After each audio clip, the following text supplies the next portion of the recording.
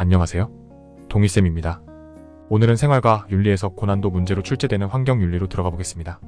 사실 환경윤리는 단원에서 다루는 내용 자체가 어렵다기보단 다른 사상가와 비교하여 벤 다이어그램으로 출제하는 문제 유형이 까다롭습니다. 조금만 함정에 빠지면 바로 틀려버리는 복잡한 문장 구조로 인해 선생님도 가끔씩 길을 잃는 상황이 있습니다. 그래도 대부분의 문제는 기본 개념을 잘 이해하면 어렵지 않게 해결할 수 있으니 선생님과 같이 하나씩 차근차근 파악해 보겠습니다. 우선 다른 인간 중심주의자들은 크게 어려운 내용은 없고 최근에 출제되는 경향은 아니기 때문에 칸트의 인간 중심주의만 살펴보도록 하겠습니다. 칸트는 우리 자연에 존재하는 생명체 가운데 경향성에 종속되지 않고 유일하게 스스로 입법한 도덕 법칙에 따라 자율적으로 행위할 수 있는 존재는 인간뿐이라고 파악합니다.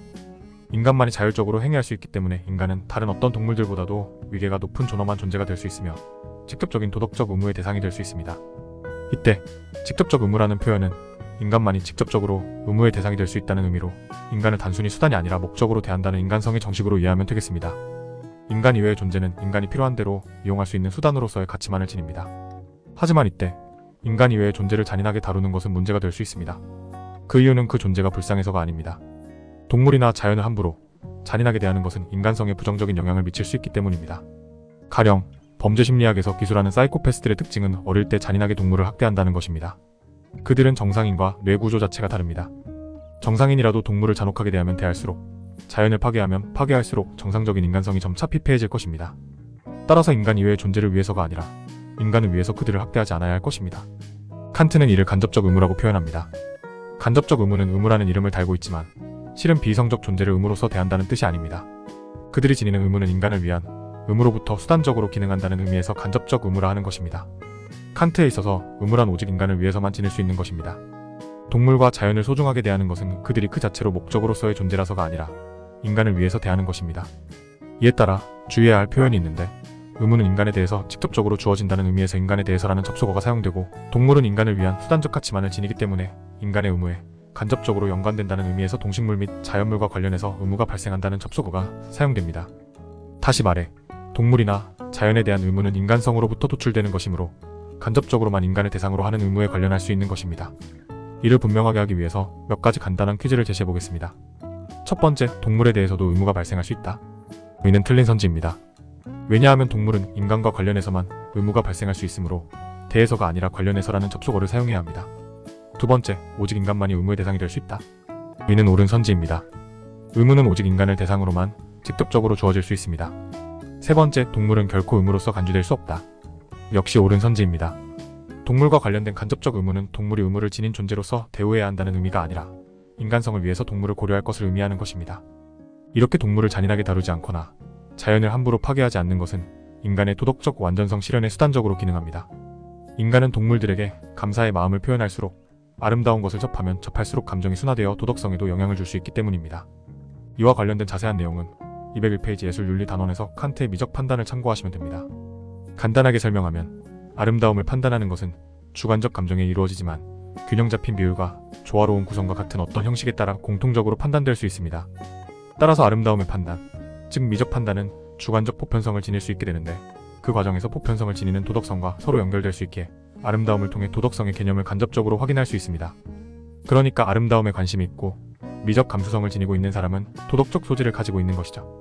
이런 의미에서 아름다움과 도덕성은 서로가 서로를 강화할 수 있다고 칸트는 주장합니다. 정리하면 칸트는 이렇게 이야기합니다. 늙은 말이나 개에 오랫동안 수행한 봉사에 대한 감사마저도 간접적으로는 인간의 의무에 속한다. 곧 이러한 감사의 정은 직접적으로 볼 때는 언제나 인간의 자기 자신에 대한 의무를 따릅니다. 194페이지로 넘어가서 칸트 OX 퀴즈를 풀어보면서 조금 더 확실하게 이해해보도록 하겠습니다. 첫 번째 문단 보겠습니다. 자율적으로 행동할 수 있다면 도덕적 지위를 지닐 수 있다. 자율적으로 행동한다는 것은 이성을 통해 자신의 경향성을 스스로의 의지로 제어하여 도덕적으로 옳은 행위를 선택하는 것입니다. 칸트에 따르면 자연의 인간만이 자율적으로 행동할 수 있으므로 오직 인간만이 도덕적 지위를 지닐 수 있다고 파악합니다. 이성을 지닌 존재만이 도덕적 행위의 주체가 될 수 있다. 방금 설명한 내용으로 상세한 해설을 대체하겠습니다. 이성을 지닌 존재, 즉 인간만이 도덕적 행위의 주체가 될 수 있습니다. 참고로 우리 교육과정 내에서는 칸트뿐만 아니라 다른 모든 사상가도 이 내용에 동의합니다. 다만 차이점은 인간이 도덕적 행위의 주체가 되기 때문에 인간만이 도덕적 권리를 지닌다는 입장이고, 다른 동물 중심주의, 생명 중심주의, 생태 중심주의 사상가들은 그건 인간이라는 종의 생물학적 특성일 뿐이지 그것만으로 도덕적 권리를 부여할 수 없다는 입장을 지니고 있습니다. 인간과 동물의 도덕적 지위를 동등하게 고려해야 한다. 칸트에 따르면 동물에 비해 인간의 도덕적 지위가 우월합니다. 즉 도덕적 지위엔 위계가 있습니다. 인간과 다른 생명체 사이에는 위계 질서가 존재한다. 유사한 내용으로 또 출제되었네요. 다른 생명체에 비해서 인간이 우월한 존재가 됩니다. 따라서 위계 질서 역시 존재할 것입니다. 동물은 자신의 방식대로 삶을 영위할 도덕적 권리를 지닌다. 칸트에 따르면 동물은 도덕적 권리를 지니지 않습니다. 이것은 다음 시간에 살펴볼 싱어와 레건의 입장이라고 할 수 있겠습니다. 다음 문단 보겠습니다. 동물을 잔인하게 대하는 것은 인간성을 훼손하는 행위다. 칸트는 인간이 동물을 수단으로서, 도구로서 대할 수는 있지만 잔인하게 대하는 것은 인간성을 해칠 수 있기에 지양하라고 주장합니다. 동물과 관련된 의무는 인간 자신에 대한 의무를 따르는 것이다. 여러분들은 이런 선지를 풀 때는 인간과 동물 뒤에 따라오는 접속어가 대안인지 관련되는지 잘 보고 풀어야 할 것입니다. 대안이면 직접적 의무이고 관련되는 간접적 의무를 나타내는 것입니다. 동물을 고려하는 것은 인간에 대한 의무로부터 나오는 것이기 때문에 간접적으로만 인간의 의무와 관련됩니다. 동물은 오직 인간에 대한 수단으로서의 가치만을 지닌다. 칸트의 기본적인 입장입니다. 여러 번 설명했으니 생략하겠습니다. 자연과 관련해서도 도덕적 의무가 발생할 수 있다. 앞서 설명한 대로 자연과 관련해서 도덕적 의무가 발생할 수 있다는 말의 의미는 곧 인간의 의무와 관련해서 간접적으로 의무가 발생한다는 말과 같습니다. 자연은 인간과 관계없이 고유한 내재적 가치를 지닌다. 칸트에 따르면 자연은 오직 인간과 관련이 있을 때만 수단적, 도구적 가치를 지닐 수 있습니다. 따라서 고유한 내재적 가치가 틀린 부분입니다. 다음 문단 보겠습니다. 인간 이외의 존재에게는 어떠한 가치도 부여되지 않는다. 별 생각 없이 풀다가 틀릴 수 있는 문제입니다. 인간 이외의 존재에는 수단적 가치가 부여됩니다. 즉 인간의 가치평가에 의존하는 가치가 부여되는 것이죠. 이성적 능력을 기준으로 도덕적 지위가 결정되지는 않는다. 칸트가 주장한 도덕적 지위는 오직 이성을 기준으로만 이루어집니다. 동물에게 해를 끼치는 행위가 정당화되는 경우가 있다. 동물에게 잔인하게 해를 끼치지 않는다면 그들을 수단적, 도구적으로 이용할 수 있습니다. 동물은 인간의 가치평가에서 독립적인 가치를 지닐 수 없다. 그렇습니다. 동물은 인간을 대상으로 한 수단적, 도구적 가치만을 지니기 때문에 인간과 무관한 독립적 가치를 지닐 수 없습니다. 인간에 대한 인간의 의무로 환원되지 않는 의무가 있다. 문장이 조금 어려운데 문장의 의미만 알면 쉽게 해결할 수 있습니다. 우선 인간에 대한 인간의 의무로 환원된다. 라는 말의 의미는 모든 의무는 인간을 대상으로 하는 의무이다. 로 이해하면 됩니다. 그렇다면 다시 선지로 돌아가 인간에 대한 인간의 의무로 환원되지 않는 의무가 있다.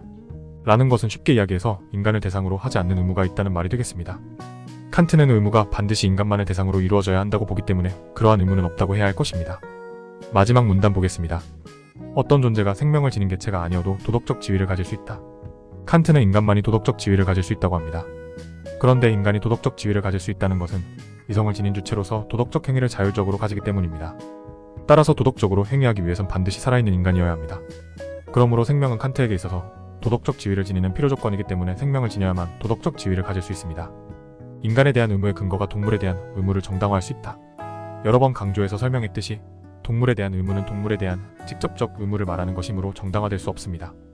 동물과 관련한이라고 해야 할 것입니다. 이성적 삶의 주체만이 생명체에 대한 도덕적 의무를 지닌다. 이성적 삶의 주체, 그러니까 인간만이 도덕적 의무를 지니는 건 맞지만 도덕적 의무의 대상이 모든 생명체가 아닙니다. 인간은 오직 인간을 대상으로만 의무를 지닙니다. 어떤 생명체의 존속은 그 생명체의 본래적 가치에 의해 정당화된다. 존속은 어떤 대상이 계속되어 존재한다는 의미입니다. 그래서 이 선지를 풀어서 보면 어떤 생명체가 삶을 이어간다는 것은 그 생명체가 지니는 본래적 가치에 의해 정당화된다. 라고 파악할 수 있습니다. 얼핏 보면 틀린 말 같지만 칸트에 따르면 본래적 가치를 지니는 것은 오직 인간뿐입니다. 따라서 생명체 중에서 인간만이 본래적 가치를 지니게 이 선지의 의미는 인간의 존속만이 정당화될 수 있다는 의미로 이해하면 되겠습니다. 그러니까 본래적 가치를 지니는 것은 인간뿐이게 인간만이 존속할 권리를 지닌다는 것이죠. 동물을 학대하지 않는 것은 인간의 자신에 대한 의무에 부합한다. 동물을 학대하지 않아야 하는 이유가 곧 인간성을 위해서라는 의미입니다. 칸트의 인간 중심주의 사상은 여기까지입니다. 따로 문제를 떼어놓고 보면 어렵지 않아 보이지만 환경윤리는 벤 다이어그램으로 3명의 사상가의 공통점과 차이점을 비교하는 문제가 나오기 때문에 체감 난이도가 완전히 달라집니다. 환경윤리 문제를 풀 때는 표를 그려서 각 사상가마다의 입장을 고려하여 파악하면 좋을 것 같습니다. 다음 시간은 싱어와 레건의 동물 중심주의 사상을 살펴보겠습니다. 오늘은 여기까지 살펴보도록 하죠. 그럼 윤바.